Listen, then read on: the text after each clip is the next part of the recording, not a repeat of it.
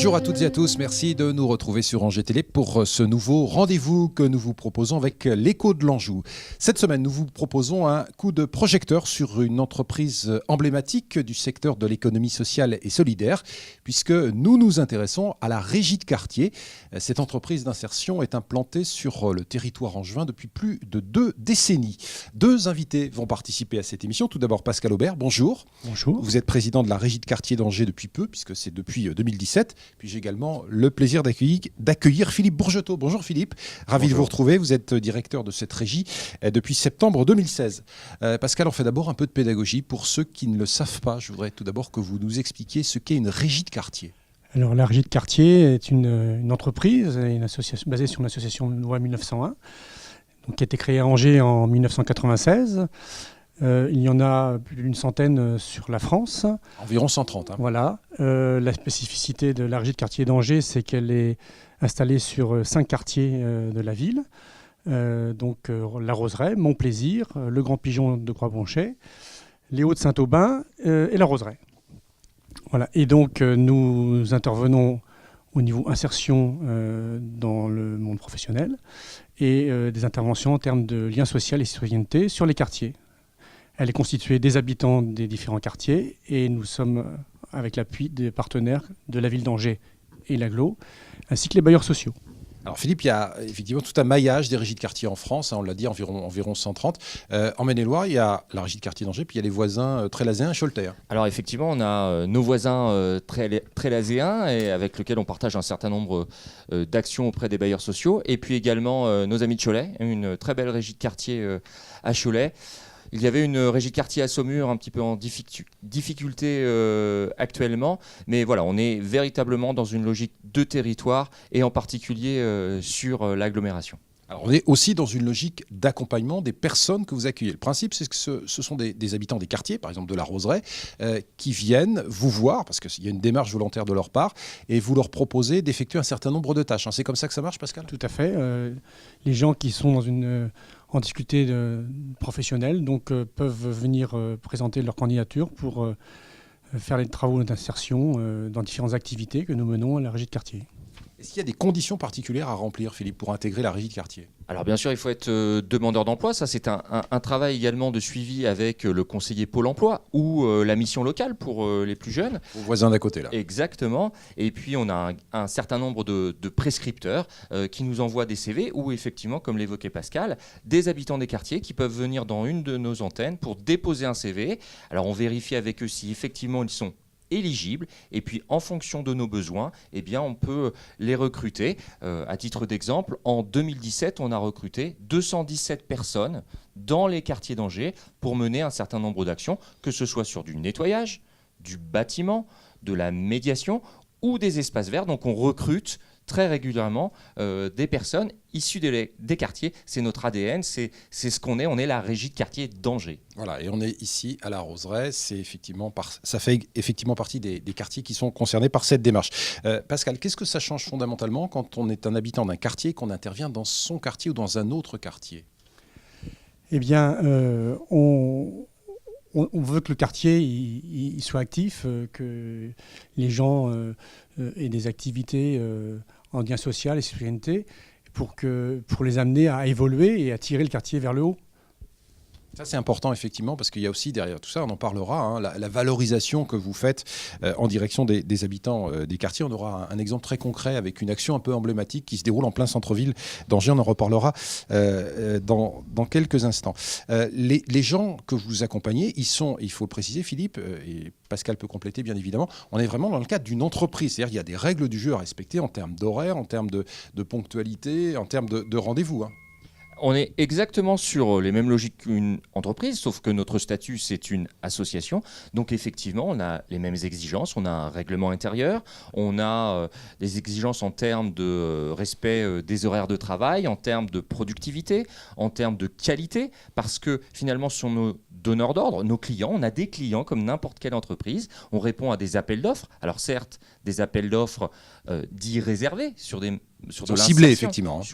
Voilà. Alors il nous faut plus de temps parce qu'on fait de la formation, mais on a exactement les mêmes exigences parce que l'enjeu derrière, c'est quand même de préparer les salariés qui sont à la régie de quartier à aller vers l'emploi. Donc l'objectif, c'est bien de les préparer à ce qu'est une entreprise, j'ai envie de dire classique, et toutes les règles. Donc notre travail, c'est aussi de les préparer à cette bascule-là.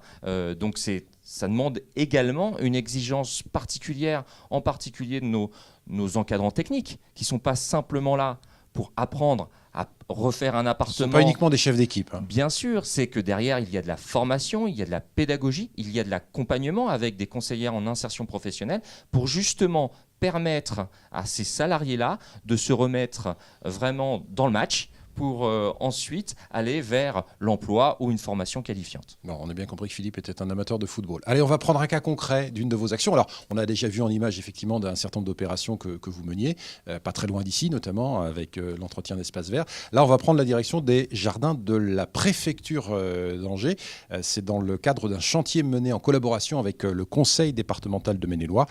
Clotilde Leguévac s'est rendue sur place pour Angers Télé et elle a recueilli 2 témoignages que je vous invite maintenant à découvrir.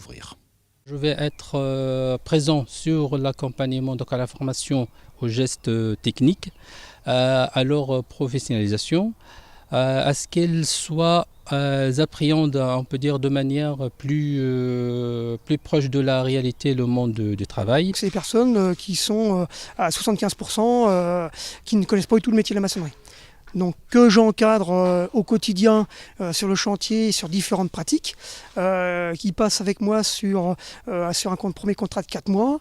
Alors ils ont jusqu'à 4 contrats, jusqu'à 24 mois, et donc au fur et à mesure du temps, ils arrivent à découvrir la pratique de la maçonnerie patrimoine, le domaine du patrimoine, de l'environnement, pour réussir à faire des choses, je dirais, le plus satisfaisantes possible. Bon Pascal, ce chantier il est emblématique pour vous et il y a une vraie fierté des gens qui participent. Ben oui, tout à fait, parce que le fait de ne pas travailler que dans leur quartier d'origine, c'est très valorisant pour eux, très enrichissant. Et du coup, on les met en lumière. Et ça, pour eux, c'est très riche d'expérience. Et c'est un beau chantier en tout cas, et ils participent à la restauration du patrimoine. Philippe, est-ce que le public que vous accueillez à la régie de quartier, alors vous n'avez pas toute l'antériorité, parce que l'histoire de la régie de quartier c'est plus de 20 ans ici à Angers, mais est-ce que le public a évolué au fil des années ? Alors, effectivement, je n'ai pas cette antériorité, mais ce que j'observe, effectivement, aujourd'hui, on a des salariés qui sont peut-être un petit peu plus éloignés de l'emploi qu'il y a quelques mois, tout simplement parce que on a effectivement tous les indices d'une reprise économique. Donc, tous ceux qui étaient proches de l'emploi sont partis vers l'emploi. Donc, on se retrouve avec des personnes qui ont des difficultés en termes de langue. Donc on les accompagne là-dessus. La mobilité est un enjeu majeur, difficulté pour avoir son permis de conduire. Alors je ne vous parle même pas pour avoir un véhicule.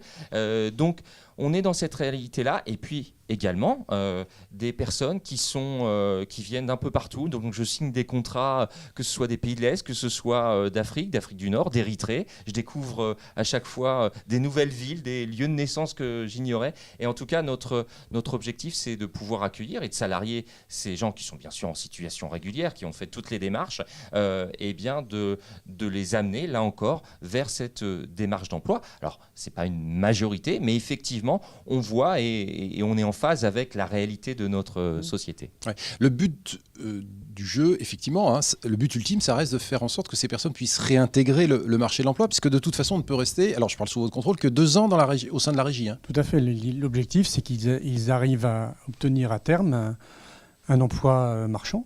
Et donc, on les prépare à toutes ces démarches-là pour que la transition se fasse le plus naturellement possible. Est-ce que vous avez des chiffres d'ailleurs là-dessus, Philippe ? Alors, on a effectivement des chiffres.